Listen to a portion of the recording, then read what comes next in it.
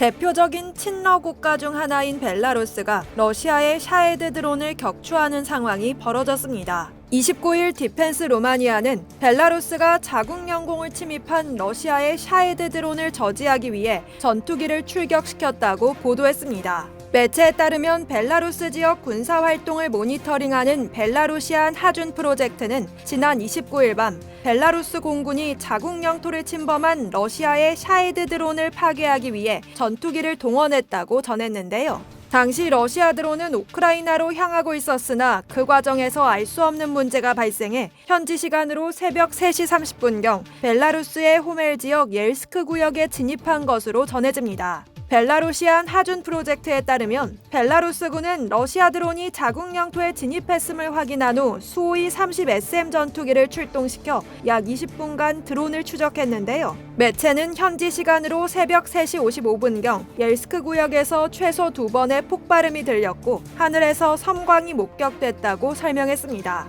벨라루스군의 전투기가 드론 격추에 성공했음을 짐작할 수 있습니다. 이와 관련해 디펜스 루마니아는 최근 러시아 드론들이 우크라이나를 공격하는 과정에서 인접 국가들의 영공을 침범하는 사례가 점점 더 빈번해지고 있다고 보도했습니다. 지난 26일에도 샤헤드 드론 한 대가 폴란드 영토로 약 25km가량 월경했는데요. 해당 드론은 폴란드 레이더에 잡혔다가 사라진 후 다시 원래 목표를 찾아 우크라이나 영공을 향해 선회한 것으로 추정됩니다. 또 지난 7월에는 러시아 드론이 벨라루스 영공을 침범한 사례가 4차례나 보고됐는데요. 그중 2번은 드론이 다시 우크라이나로 향했고 나머지 2번은 벨라루스 영토에 추락한 것으로 전해집니다. 군사 전문가들은 러시아의 공격용 드론이 경로를 이탈하는 실수를 거듭 범하는 것에 대해 2가지 이유를 들고 있는데요. 우선 우크라이나군이 전자전의 일환으로 전파 방해를 시도해 러시아 드론의 경로를 방해했을 가능성이 있다는 겁니다.